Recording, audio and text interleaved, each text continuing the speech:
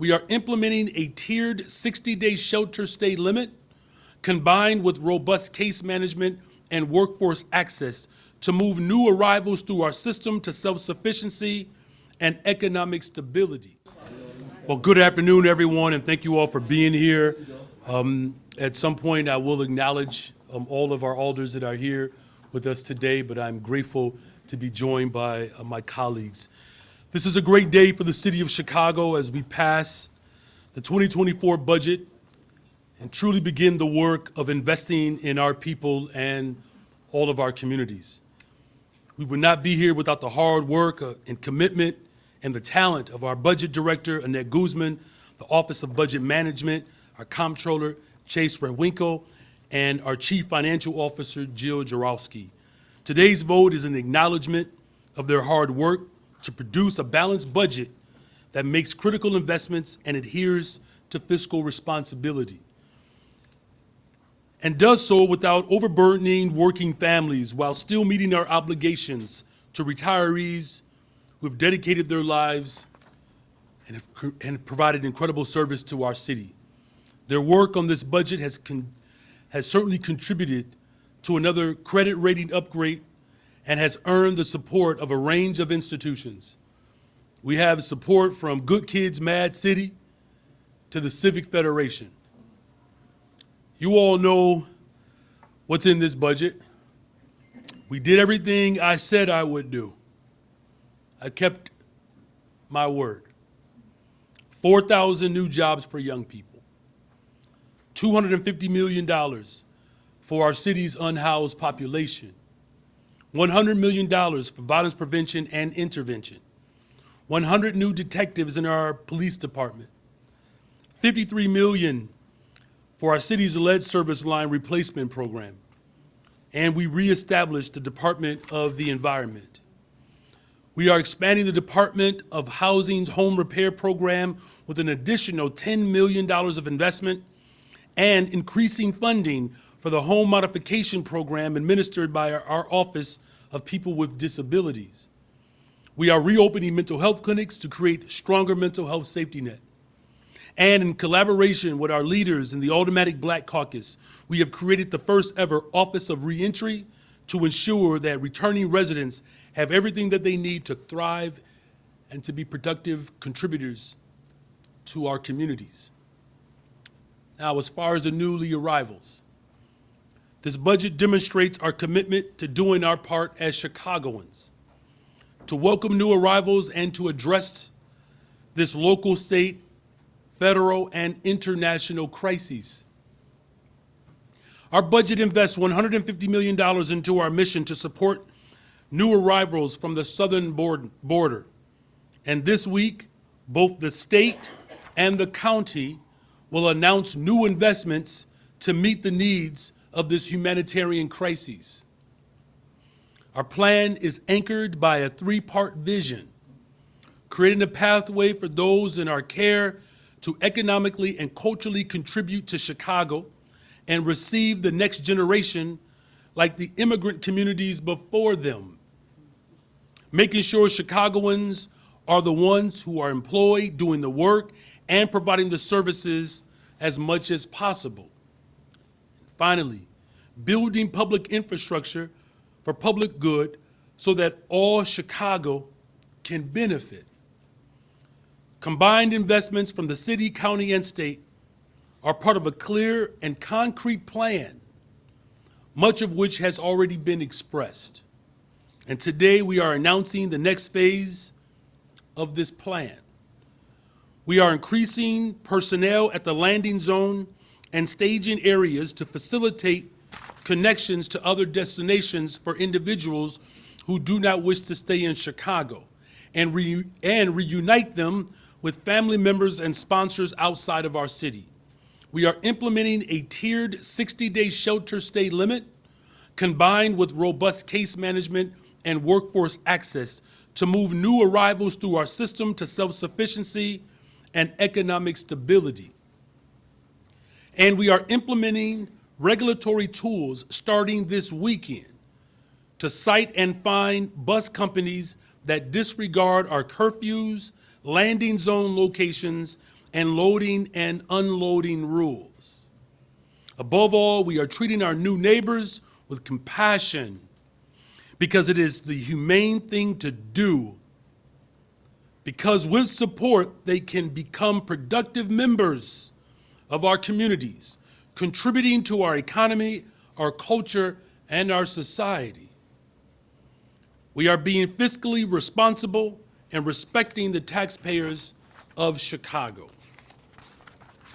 I sincerely thank city leaders, staff partners, volunteers, and everyday Chicagoans who have stepped up in this very crucial mission that we all are enduring. And finally, in closing, the smart choices we made with this budget, which acknowledge the need and responsibility for other governments to invest in this crisis, has allowed us to keep our promise. A promise to never sacrifice the needs of Chicagoans in support of those who wish to become Chicagoans. I repeat, a promise to never sacrifice the needs of Chicagoans in support of those who wish to become Chicagoans. Chicago, I heard you and I hear you.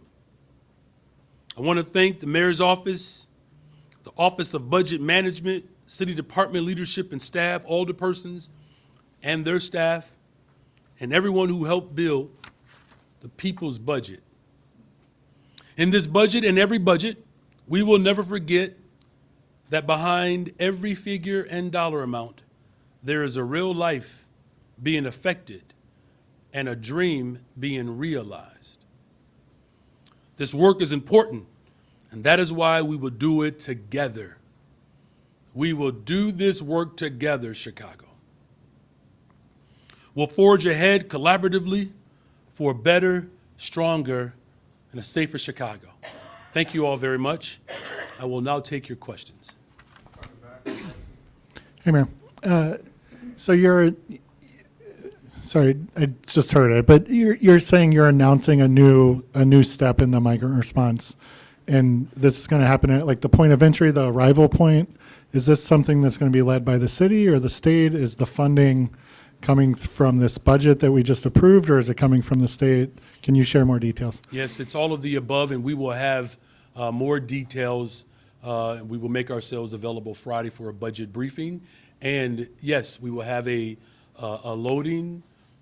will have an entry point, a landing zone. I am grateful that the county and the state have heard our advocacy and their commitment to fund this mission. My plan has always been very clear, to create a system of care in a responsible way, while of course continuously investing in the people of Chicago. And then this budget, it's going to rely on clawing back some money from CPS to help pay for their portion of the MBEAF pension payment. Is that, that's something I don't believe you supported before you became mayor.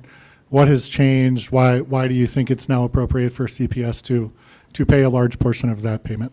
Well, historically, there has been a level of coordination that, quite frankly, has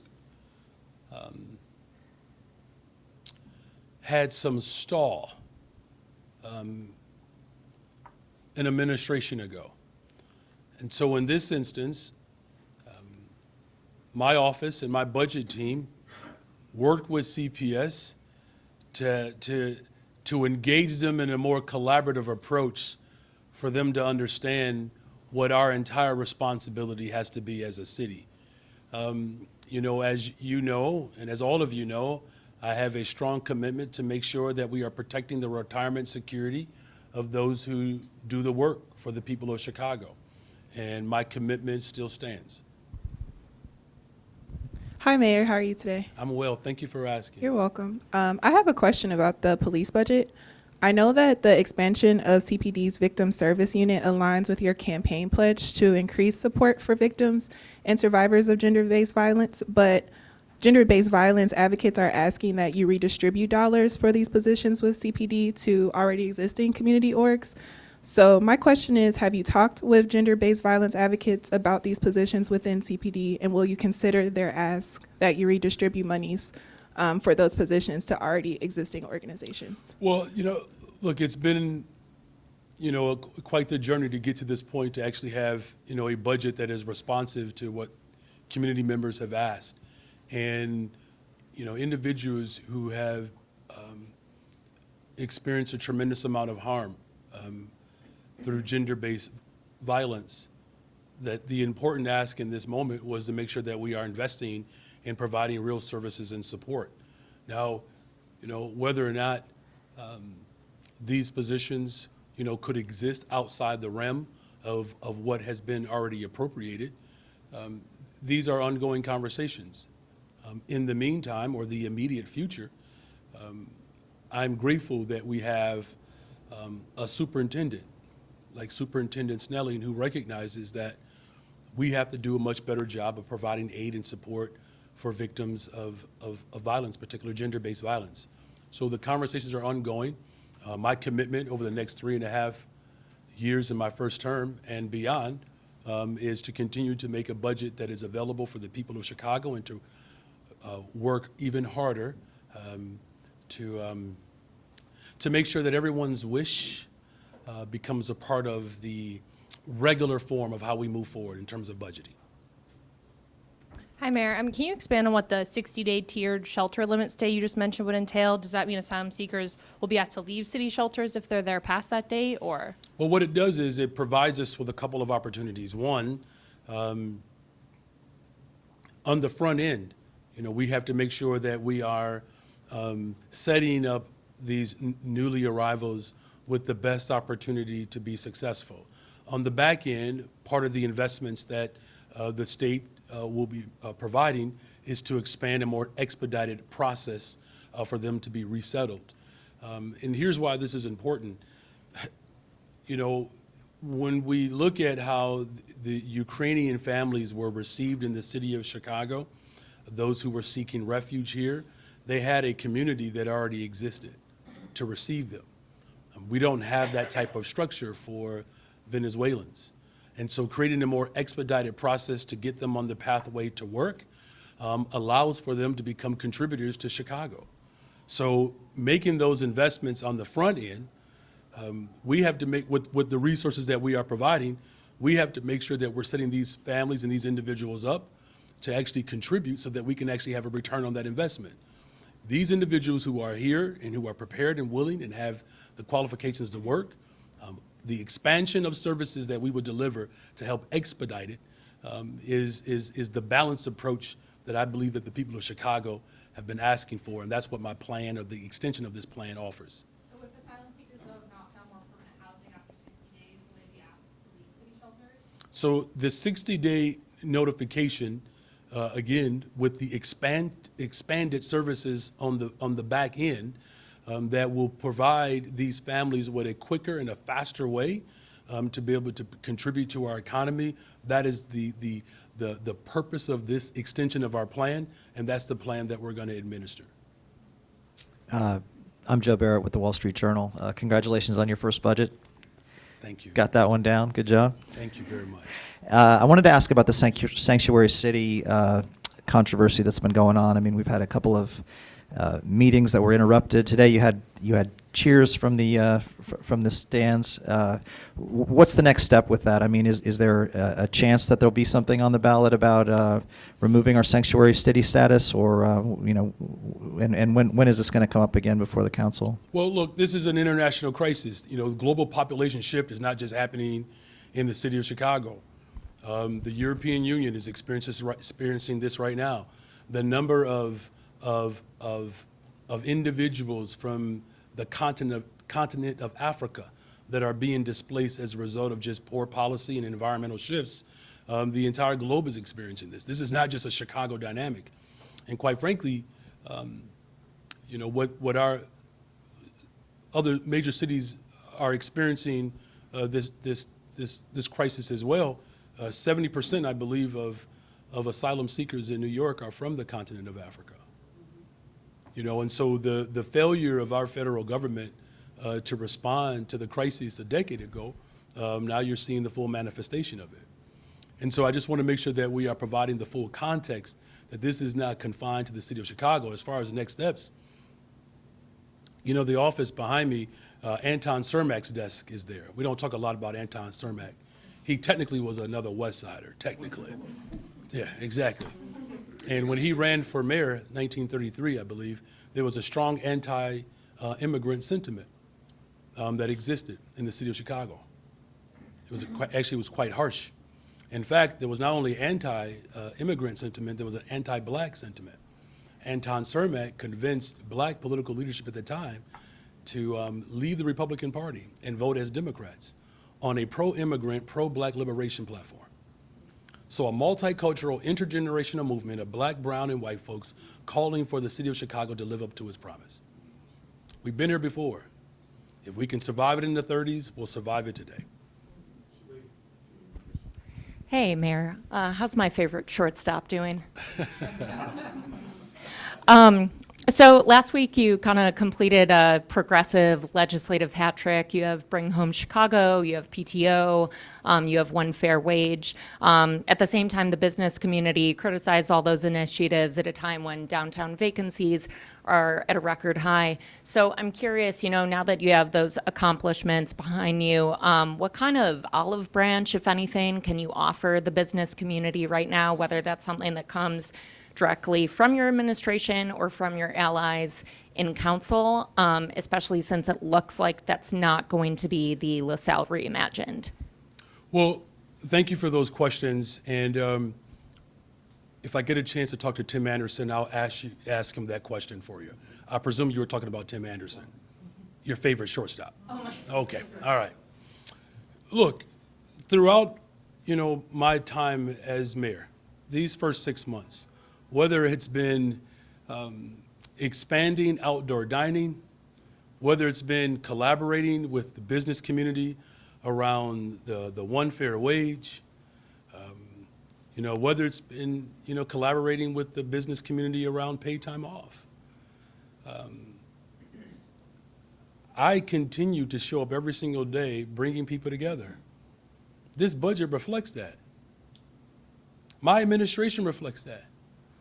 Who would have thought a year ago when I was running for mayor that Good Kids Mad City and the Civic Federation would support my budget? You know, we have support from the 34th Ward and the 33rd Ward. People of different ideological presentations, people who have constituencies that vary. That includes the business community. We're doing something new and audacious in this city by centering the interests of everyday people, the workers. That does benefit business. Everybody knows that. And so we have the fastest growing downtown anywhere in the country. Homicides are down, shootings are down. We have major investments that continue to come. Metro rides are up, Mondays and Fridays coming into downtown Chicago. You know, and so as one of the aldermen expressed today, that even with how we have balanced this budget and put together this plan, it doesn't harm the central business district. Folks are actually on record saying it doesn't. So we managed to provide TIF dollars in relief for the people of Chicago, which those dollars belong to the people of Chicago, while also protecting the central business district. Now, previous administrations have not been able to, you know, strike that balance. I, on the other hand, have built together an incredible coalition. Look at this stage. Look at it. Byron Sigcho Lopez, alderman. Brian Hopkins, alderman. I'm just saying. I mean, I guess if I can follow up, I'm just wondering, you know, at a time when, like I said, the, you know, vacancies are still a record. yeah, and look, and I understand what you're saying. Those vacancies, of course, are high because of failed policies from several administrations ago. And what I'm doing, we have put more money towards affordable housing. Alderman Burnett, Vice Mayor Burnett is here, who has been a staunch supporter of bringing things back from the 80s, despite the third of the council wasn't even born in the 80s. So we're building something. And look, I get that there are people who have become accustomed to strife and division in this city. But clearly, we are more united than we have been in a very long time. And so the central business district, the vacancies that exist, the poverty that exists, the migrant crisis that exists, that all of the things that I've inherited, we have put forth a budget to address every single component of what people of the city of Chicago have been calling for. And I'm looking forward to the next 23 budgets that I'm going to pass. Good afternoon, Mayor. Were you aware that your senior advisor was trying to tie the fate of a homeless encampment with legislative votes? And will your administration tolerate that sort of behavior going forward? I am not necessarily privy to every single conversation that happens throughout the city of Chicago. Now, if you're asking me, do I apologize for my administration advocating for working people and making sure that we put forth solutions to deal with the unhoused in this city? I'm not going to apologize for that. In fact, I'm going to invest in that. And that's exactly what I'm doing. And just to clarify on the 60-day policy, can you just detail what would exactly happen at the end of a migrant's 60th day of staying at a On Friday, shelter? we'll provide more details. There'll be a full briefing on the entire expansion of our plan. Hi, Mayor. Hey. Mariah? Oh, that's okay. Mariah can go. Mariah can go. You talked about the task for this new subcommittee on revenue to kind of attack that structural deficit. Can you specify the next steps for that process? Do you want them to come up with fresh recommendations from scratch, or are they tasked with looking specifically at the revenues that you campaigned on raising? Everything is on the table. Everything. Whether there are new ideas that I put forth. In fact, I've called on the business community to offer up ideas, alders offer up ideas. I believe that we are better when we all come together collectively to come up with ideas. And what are the next steps for that committee? Are they meeting soon? Have you tasked them with kind of a If you deadline talk for to coming up alders with about ideas? meetings right now, you're going to trigger a whole lot of people. Look, we're going to do the work of the people. Clearly, we've been working very hard, and that's why the whole impetus behind the subcommittee was to do that very work. Every single campaign promise that I made, I've kept.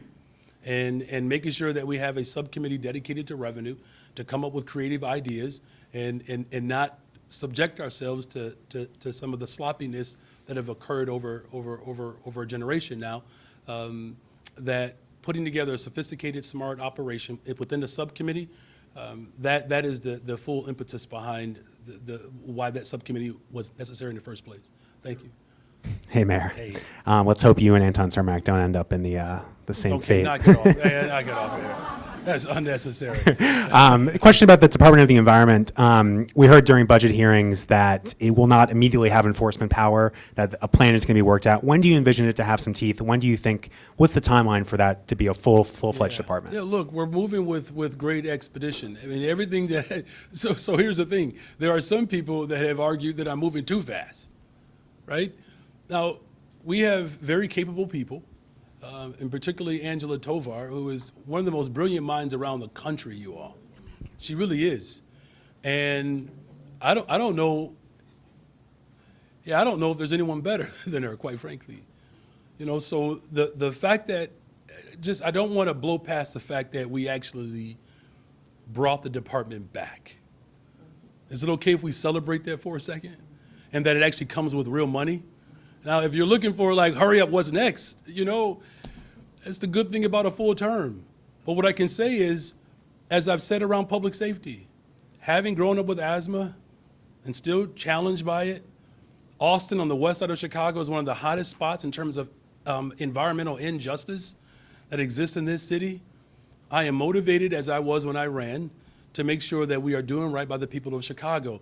And the people of Chicago said they want a Department of the Environment to be returned, fully funded with staff, and we're going to get to work to make sure that we are keeping to other promises that we have made.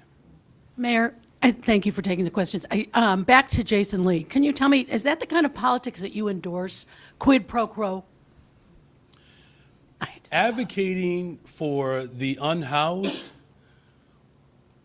is something that I campaign on. Everybody knows. Look, Chairman. But this is different. This is asking for a vote for in return for public safety. So that's a mischaracterization. There's been a lot of mischaracterization of conversations all over the city. And look, I get it. You know, whether it's tension, whether it's, you know, what someone said or what else someone else heard, here's the truth. That we have 70,000 people who are unhoused in this city, of which 1 in 4 black students in the city of Chicago go unhoused. This is about advocacy. Whether it's my senior advisor or whether it's Alderman Vasquez or anyone else who has been pushing for real support around the unhoused, that this is what this has always been about. And again, I'm not going to apologize for doing right by the people of Chicago. I said that I was going to bring Chicago home. I said I was going to invest in the unhoused. There is no secret to what I said I was going to do. And my administration carrying that out is exactly what the people of Chicago expect in their mayor. And let me just say something to you, Chicago.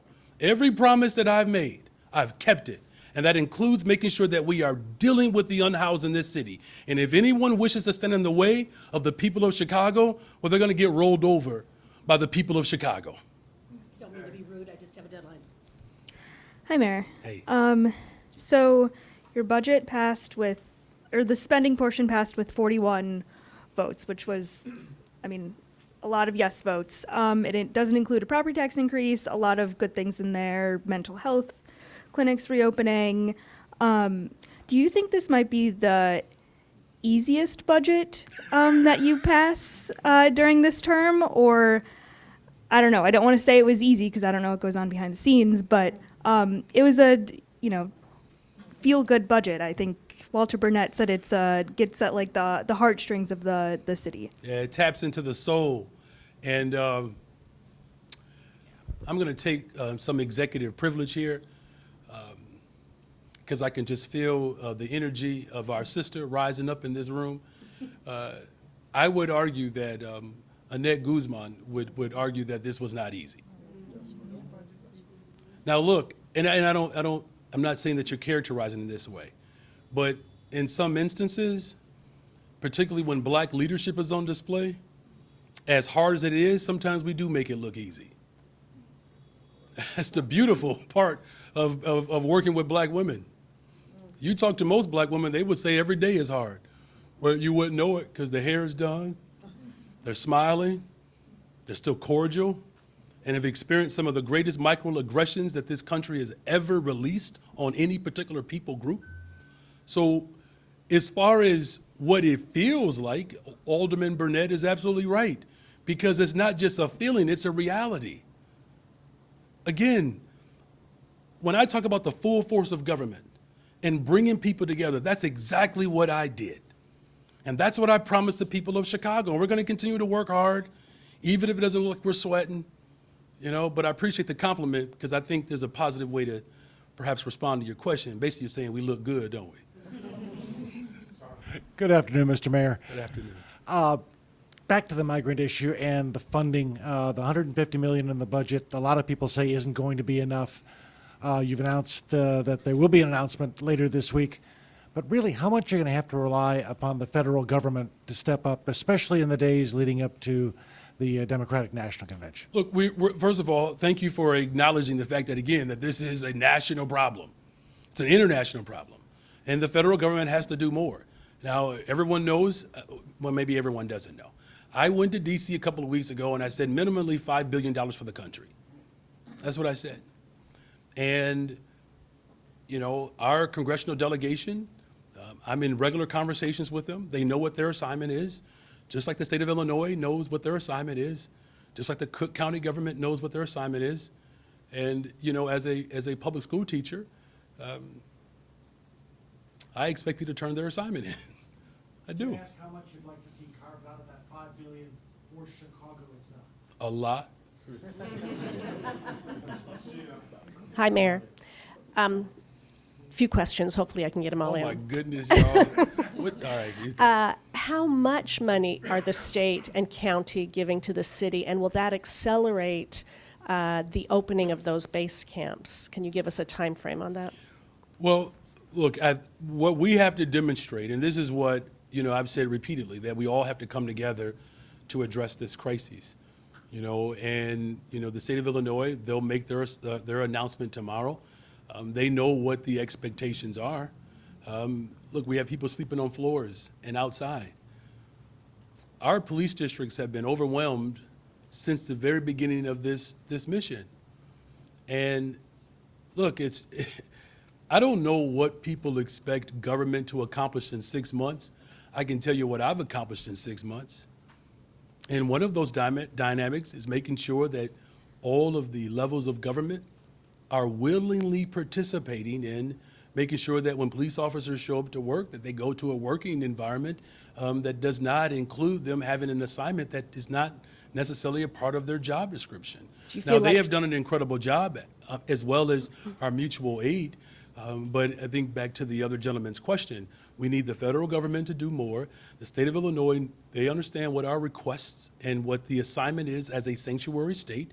They know that we have to clear out these police districts. We got to get people who are sleeping outside, indoors, and we have to create work authorization in an expedited way so that these families can contribute to the economy, and also creating a village in the community so that when other migrants or asylum seekers arrive, that there's a community to receive them. Are we the only city doing that? What's that? Are we the only city being willing to do that? It sort of seems that way. To do what? To embrace people as they come in. The city is not turning, the city's not trying to get rid of migrants. Well, we're putting some restrictions, right, and some boundaries and parameters in place, but the ultimate goal is to make sure that these families are treated with dignity. Again, there was anti-black sentiment as black folks were coming up from the South. Look, the anger and the visceral reaction and response that some people have offered is, quite frankly, they are contributing to the seed of discord that is coming from the extreme presentation in this country that wants to divide us. And we're not going to allow them to do that. And here's the other thing. I know that there are people who are genuinely concerned about our budget. I know that. And they want to make sure that we are investing in people. When you look at this budget, from youth employment, we had 25,000 young people who had jobs this summer. 64% of them were black children. 46,000 applied. We're increasing the budget to hire 4,000 more black children, passing the peace book, dealing with the unhoused, violence prevention, reentry, what's the other one? Reparations, economic development. I mean, look, I'm not asking you all to just stand up and clap for the city council, but my God, when was the last time have you seen a city council as determined as this one to meet the needs of everyone? Okay. So the Chamber of Commerce just had an event and kind of name-checked you because you weren't there. Did you get invited? Did you choose not to go? I'm just curious. I get invitations all the time. I'm not sure if I was invited to this one. I mean, look, I will say this, though. I have had more fireside chats with the business community than rerun episodes of Martin. I'm just saying, look, I've made myself available for every single community, and I get it that people want my time 24/7. Every now and then a brother has to eat and kiss my babies and give my wife a great big hug. And guess what I'm gonna do tonight as soon as I'm done here? Just that. Hi, Mayor. Hey. When you announced this 60-day limit on the stay in shelters, are you concerned that will make the migrants living in the shelters concerned, nervous? Are you worried about adding to that burden that they are already facing under tough circumstances? And why announce it now, today, with that limit without giving them any of those details, leading to already a lot of concern about what will happen to them? Everyone has concerns in this moment. Our residents have concerns, our new arrivals have concerns, and creating balance and addressing everyone's concerns, it reminds me when I taught middle school. It does, because in some instances, you talk to middle school students, one particular portion could have a tremendous amount of anxiety and fear, and then within 5 minutes, they can have hope and aspiration. And this approach that we have right here is to make sure that we are addressing the anxiety and fear that people have, whether you are a taxpayer or whether you are someone who is seeking asylum in the city of Chicago, or also speaking to hopes and aspirations. Here's what this 60-day tiered approach does. It puts some onus on all levels of government to help move with some expedition to get people to work. Do you understand that when asylum seekers are coming to Chicago, do you understand that they don't want the police district and the floor outside to be their final destination? That's their biggest fear. And pushing all levels of government to do their part speaks to the anxiety and fear that people have, but we pull heavily in the direction of hope and aspiration. Would it be incorrect to see this as the city of Chicago rolling up the welcome mat and saying that there is no more that the city can do for these asylum seekers? We will always be a welcoming city and a sanctuary city. Now, as I've said repeatedly, as I put forth my plan, the plan has always been to get them out of police districts and from outside. This is not an omission of questioning our values. This is actually an omission that we have to double down on our values. A pathway to work, like many migrants and immigrant families have experienced throughout the history of this city, from the very first family to settle in Chicago, a black immigrant and an indigenous woman. That is the soul and the heart that Walter Burnett was speaking to. And that's what I'm speaking to the city of Chicago. Our soul and our heart will remain intact. We will get to the other side of this crisis and we'll be a better, stronger, safer Chicago as a result of it. Thank you all very much. I want to acknowledge Alderman Irvin, Alderwoman Dow, Lamont Robinson, Matt Martin, Fuentes, Byron Sigcho Lopez. I got to check to see we have Mana Hoppenworth is here, Alderman Mike Rodriguez, Alderman Vasquez.